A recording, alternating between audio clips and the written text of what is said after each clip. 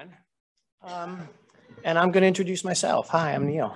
And you've already heard me. So I'll just get into, you have now heard, yeah, no, you should wait because I could suck. I don't, but I could.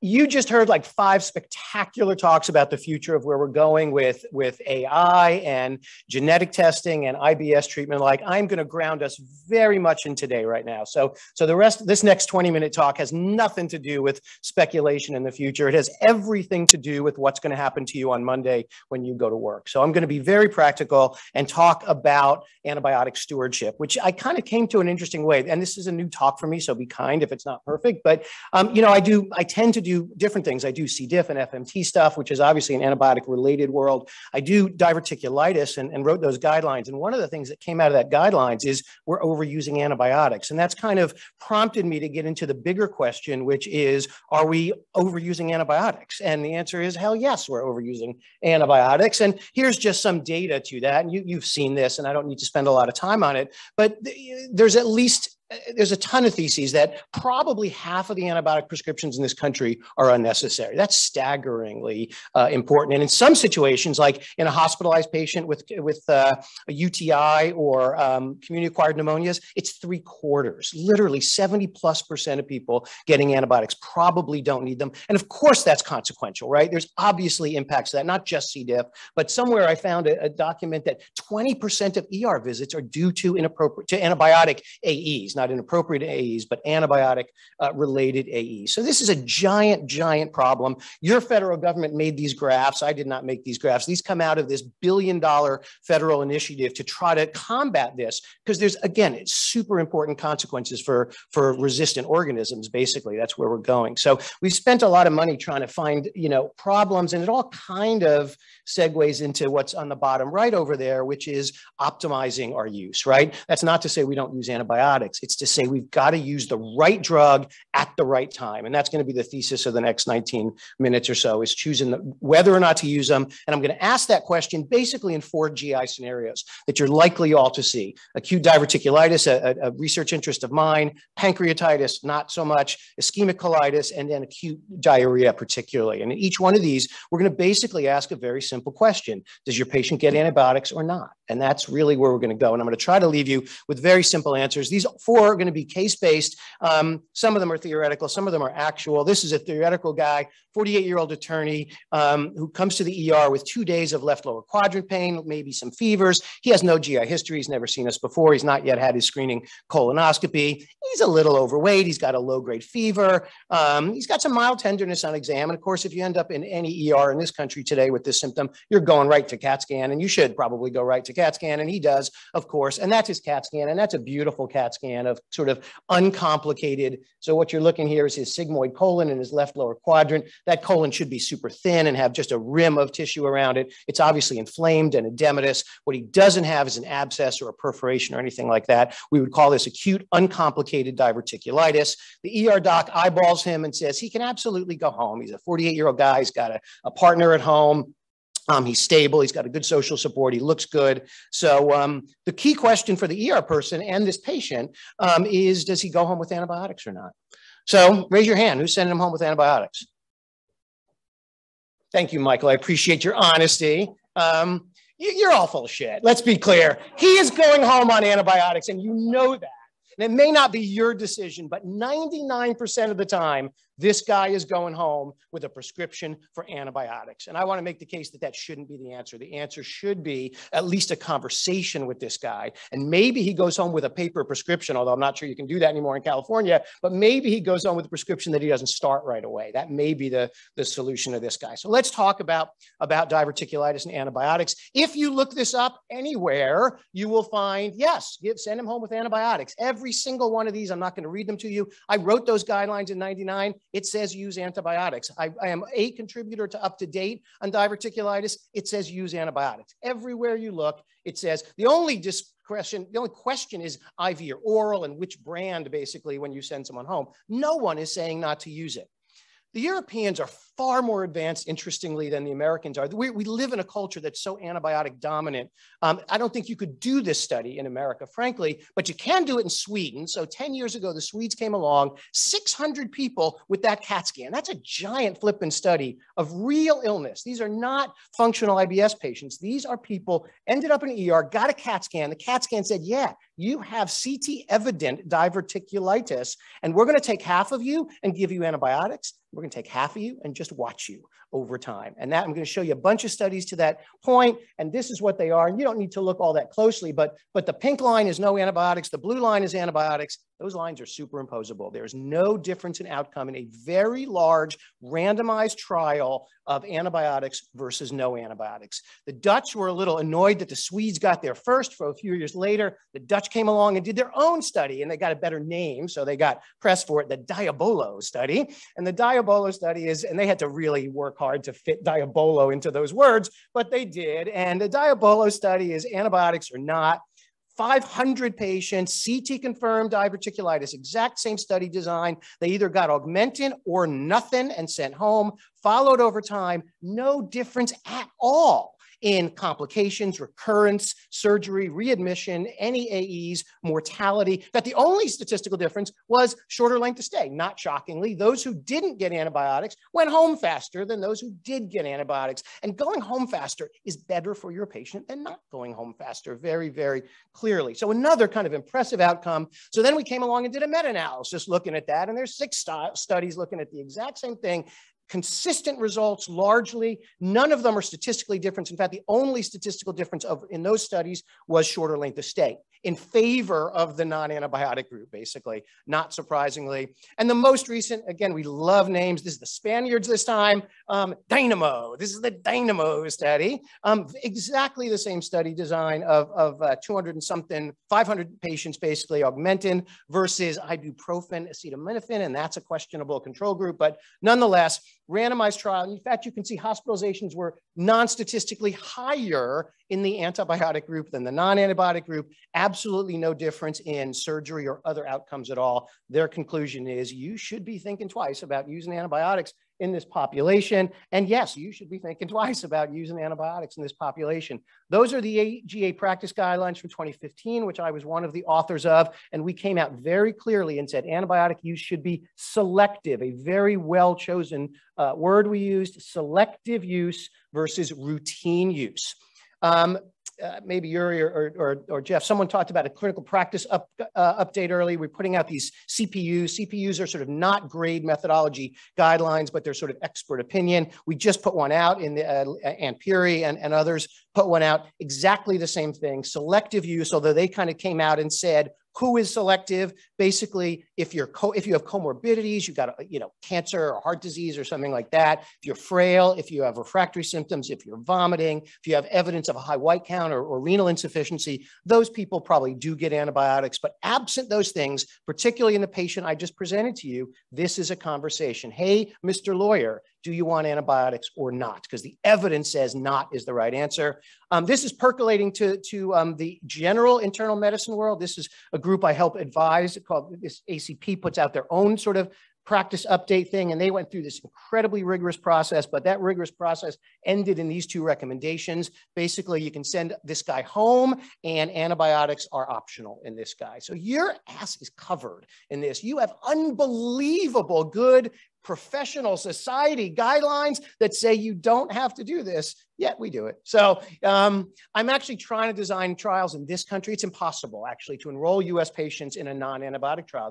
The expectation in this country is so densely one of treatment that it's really difficult to get US patients to agree to actually withhold antibiotics. I went through a lot of guidelines for this, so I'm going to give you a couple little pearls since we're talking about diverticulitis. This has nothing to do with antibiotics, but just a couple of pearls to be aware of.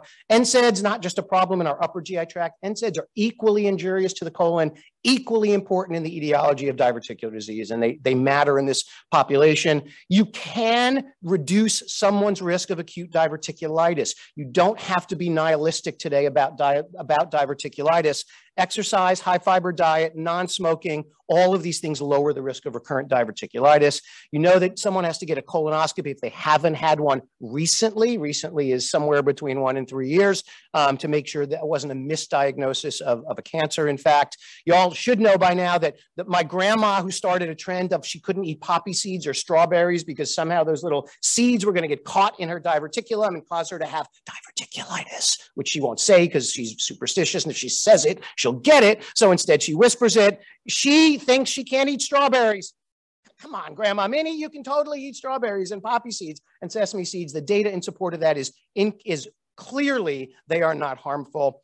And then I'll stop with that. So that's the diverticulitis guy. The answer to him should be very clear, at least a discussion with him of that you are an appropriate candidate to consider withholding antibiotics. I will often say, I'm on call. With a portal now, your patients can reach in 10 minutes, basically, if they need you. Try without, let's see how you do. I am here if you need antibiotics. And I think that's what our patients need, is sort of just a belief that they have access to it if they need it. And if you present it that way, they will hold off.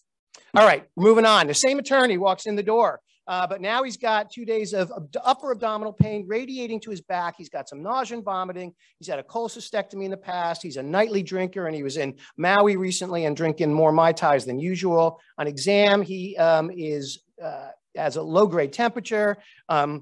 He sort of looks okay. And on exam, he's got some mild to moderate tenderness to palpation, some guarding. White count's a little up. He's a little hemoconcentrated. His lipase is over 1200. And he has this CAT scan, which is, again, a really good CAT scan of acute, uncomplicated, in this case, pancreatitis. So before you saw a sigmoid colon that was all edematous and inflamed. In this case, you're seeing this guy's pancreas right there, which is edematous and inflamed. He doesn't have necrosis. It perfuses nicely.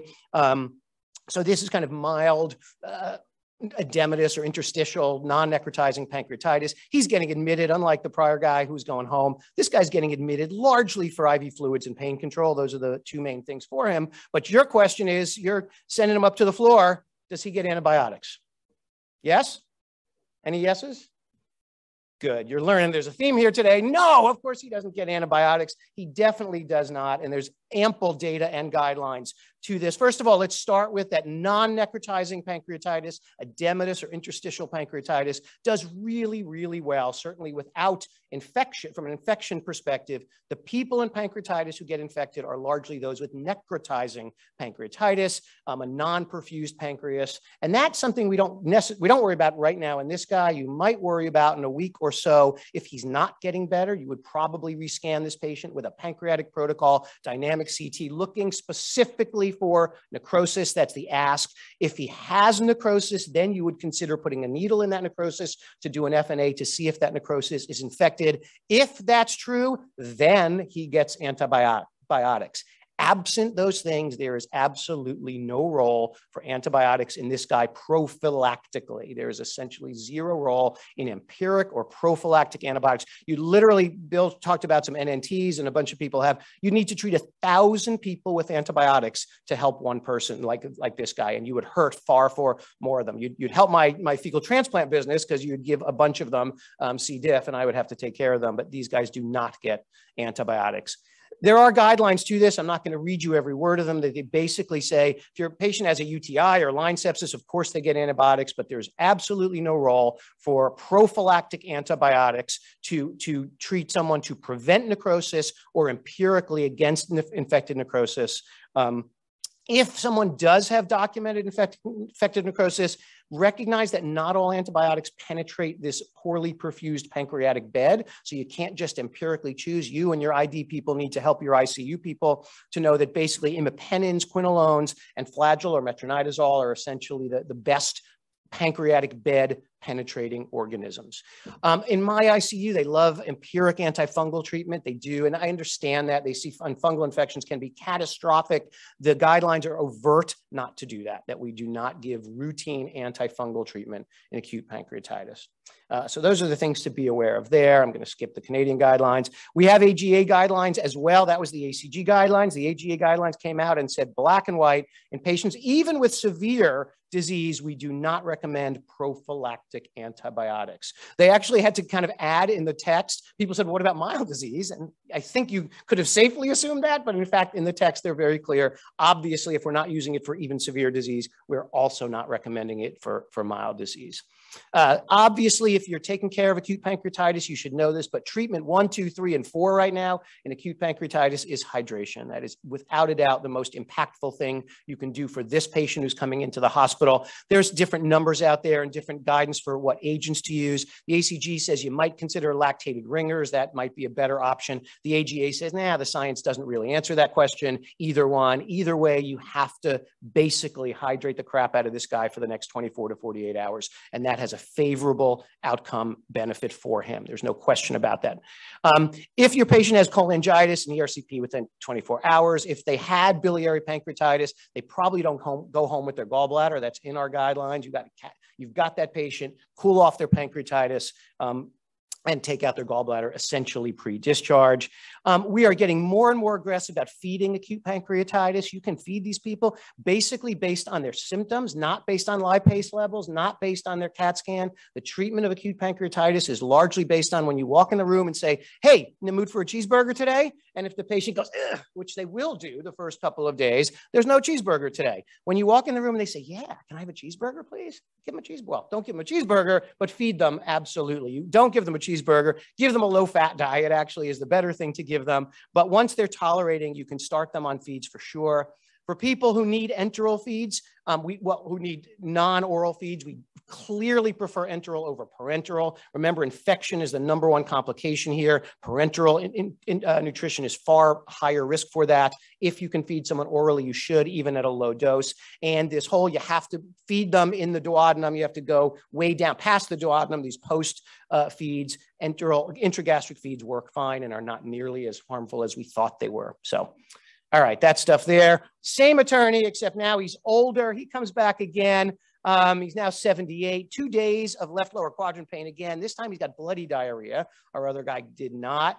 He's got some diabetes, some coronary disease. He's got a low-grade temp. He's a little tachycardic. He's got some tenderness to palpation. He's got a white count. He's a little pre-renal. And he gets this CAT scan, which is a beautiful CAT scan. I didn't mean to, can you pull up, can you go back one for me, please? That was my bad. This CAT scan shows a sigmoid colon that is thickened again. You've seen that thickening again and again. This is edema and inflammation. In this case, those little black holes are what we call thumbprinting. Those are markers of ischemia. This guy has ischemic colitis. He's going to be admitted. He's an old guy. He's got comorbidities for sure. He should be admitted. He's going up to the floor like our other guy for IV fluids and pain control. Who wants to give him antibiotics? Anybody? Nobody's giving this old guy antibiotics? All right, you're all wrong. This guy gets antibiotics, actually. In fact, he's kind of probably the only one I've shown you so far for antibiotics, although you're forgiven for not getting that entirely right, because unlike the two scenarios I just spoke to, there's strong data on those two scenarios. There is not strong data here. This is expert opinion largely. We do not have good randomized control trials of this. We do have guidelines which acknowledge we don't have data. So Larry Brandt, who's one of the godfathers of this field, acknowledges there's not good data, but they came up with basically a table that says patients who have moderate or severe colonic ischemia should get broad spectrum antibiotics for at least 3 days and maybe for 7 days. So that's who you're talking about. And then you say, well, does he have moderate or severe colonic ischemia? And they gave you a nice table for that. And you don't have to read it. I'll just highlight it for you. But they talked about criteria. And if you have 3 or more criteria on this table, yes, you are moderate or severe. here. And this guy happens to have 4 criteria for that, and you can see them there. He clearly meets the standard guideline, and what they say basically is if you have 3 or 4, the treatment for this is, in addition to perfusing him well, and giving him hydration and the like, is giving him broad spectrum antibiotics. So this patient actually should have broad spectrum antibiotics based on our guidelines. A couple of other just quirks about colonic ischemia. Remember that most of these are mild. I sometimes think of colonic ischemia as kind of ATN of the sigmoid colon or the watershed colon, the part of the colon that's sort of in between these 2 circulatory systems. And the large majority of them do very well with conservative treatment for mild disease. Understand or remember that there's a slight tweak of colonic ischemia, and that is people who have what we call isolated right-sided colonic ischemia. That's probably a slightly different illness, probably not just as sort of low flow or ATN-ish as left-sided colonic ischemia. And at least prognostically, we know they do worse. Patients with isolated IRCI clearly do worse. Treat them more carefully. They come in the hospital. They probably do get antibiotics. That is a marker of a bad outcome, as is, of course, seeing air in the wall of the colon or portal venous gas. The guidelines talk about doing colonoscopy within a couple of days. I'll tell you, I don't think most people do that as much as the guidelines might suggest. We do, and all of our people here are shaking their heads no, and I agree with that. I rarely do. I think you sometimes will do a SIG if you're not sure, is this ischemic colitis or pseudomembranous colitis or a de novo ulcerative colitis. When you see a thickened colon, you don't know what it is. A little SIG with minimal air can actually help answer that question. I think that's a very rational approach. Remember, chronic ischemia will typically spare the rectum, so that's kind of a key finding for us. If you go in and the rectum's okay, that's probably not ulcerative colitis. It's probably not pseudomembranous colitis. It may well be ischemic colitis. You don't want to do that if your patient is sick, basically. All right, and our last guy. So we had a no, a yes, and now our last guy. This is not an attorney. By the way, my father's an attorney, my son is an attorney, and 2 siblings are attorneys. So don't think I'm picking on your attorney's family members. I'm literally surrounded by them. This is a buddy of mine, actually. This is a true story, recently one. He goes to Mexico on spring break. He didn't come home with COVID, but he should have probably. But he goes to Mexico with a bunch of people. And everybody gets sick while they're there. Actually, they all get some diarrhea. They're in Mexico. They're not being careful enough. They all take some Pepto, basically, short term, and they all get better for the short term. But he comes home and he's not getting better, or he's certainly not staying better. And he continues to have symptoms. He feels weak. He's got ongoing diarrhea. It's watery. It's not bloody. He has some cramps in his belly. Vitals are fine. He eyeballs well. He doesn't have a lot of comorbidities, but he's tender. I actually examined him. He's tender. And I ordered one of these stool multiplex PCRs, and we can talk about the rationale of that and whether that's good or bad, but I did anyway. But the question, and that's not back yet. So he's in front of you. Does he go home with antibiotics? He's in my office. I'm pressing on his belly. It's a little tender. He's clearly symptomatic. No fever, no blood. Who wants to send him home with antibiotics? Anybody? I see at least 1, 2. Mike's sending him home. 3. Appy's sending him home. I did. I'll tell you for that one. I did. Not just because he's my buddy and I didn't want to be wrong, but I sent him home with antibiotics, and I actually gave him a single dose of azithromycin at a high dose, which I'll show you is data supported. I did that. I wasn't sure if I was right or wrong on that. So because I hadn't yet planned this lecture, but now I put him in this lecture, and I went back and looked at this very carefully. Oh, this is his multiplex, by the way. So here's exactly the problem of the BioFire or these multiplex PCR panels. Appy talked about these multiplex kind of genetic panels. The same problem is they are super sensitive, but not specific. So this tells you there is bug DNA in his stool. It doesn't tell you if all 3 of these organisms that he's positive for are necessarily pathogenic for him. They are just the presence of, this is his legitimate outcome with these 3 things that are positive. Now, this came back 36, 48 hours later. I'd actually already given him antibiotics for this, and he actually got significantly better very, very rapidly. So I gave him a single high dose of azithromycin. What was news to me is the Department of Public Health called him the next day to say, you had this stuff, and they literally, he felt interrogated, like, where you been? What are you doing? Like, what'd you do wrong? And he's like, I went to Mexico. But anyway, that's sort of the problem with this panel. And honestly, I'm not sure I needed to send it because I was committed to treating him anyway. I did treat him anyway, and he got better. But now post facto, looking at those guidelines for your sake, these are the guidelines. They're super complicated, and I'm not going to go through every line of them, but I'll highlight 2 boxes there, and they're both the boxes that lead to antibiotic treatment, and they are both essentially in the travel population. And to simplify this very complicated guidelines, our threshold for antibiotics in most non-travel related acute diarrhea is to withhold antibiotics. Most are self-limited, many are viral. In fact, most are probably viral. And most people with short-term acute-acquired acute diarrheal infections do not need antibiotics. However, the travel population is different. And in the travel population, you can see here and here, in this case, whether they had sort of watery diarrhea or kind of bloody dysenteric diarrhea, the right treatment actually was antibiotics. So I got him right, although I'll confess I didn't pull up this guideline. I took a blind guess, but it turned out I got it right. And the options that the guidelines give you, they're all listed here, basically. I hate quinolones, and largely because of my work in C. diff. Quinolones are evil, evil antibiotics from a C. diff perspective, certainly. So I try to avoid them. I like azithromycin a lot, and the simplicity of a 1 gram single dose is actually a really simple regimen. Not a lot of AEs with that. Very, very low risk of C. diff with that regimen, and that's what I chose with him. But these are your data-supported options there. Some other key things from these guidelines: basically avoid most of the time. This PCR thing we can talk about. I'm not going to spend much time on it. Guidelines do not advocate prophylactic probiotics or treatment probiotics. There's no good data in this population on the use of probiotics. There is excellent data, by the way, on Pepto. His group did the right thing, taking Pepto on their trip. They brought it with them and they took it. That was a very appropriate intervention and an evidence-based one. So we advocate that. It's actually okay to give these people some gentle antidiarrheals like Imodium. We've learned in our training that you don't want to precipitate toxic megacolon. So there's this sort of prohibition on giving someone diarrhea and antidiarrheal. But in fact, a well ambulatory person who's not an old person in your ICU with an ileus already, that's a different population. This walking, talking guy can have some Imodium. There's nothing wrong with that to slow him down. And there might be some role for chemo prophylaxis with antibiotics such as rifaximin. So to put it all together, these are hopefully the 4 take-homes from what we just raced through. 1, acute uncomplicated diverticulitis, common illness in your ER every single day, deserves a conversation about whether or not they want antibiotics. Your ass is covered if you have that conversation. You do not need to treat these people for risk that they're going to deteriorate. They're not. Acute pancreatitis, sick illness, they do badly. I'm not minimizing the importance of that illness, but prophylactic antibiotics, which are very appealing intellectually, we know these people get sick and die from infected necrosis. That's their catastrophic complication. Nonetheless, prophylactic treatment is not indicated in that population.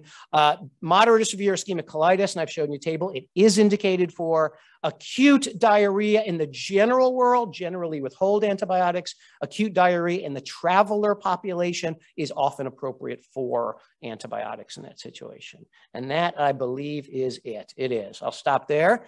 We have a couple of minutes for questions, I think. A couple. All right, any questions? You can just shout it out. It's a small room. I got big ears anyway. I can probably hear you. So, I was actually wondering if a patient had persistent symptoms after being treated for traveler diarrhea, if they requested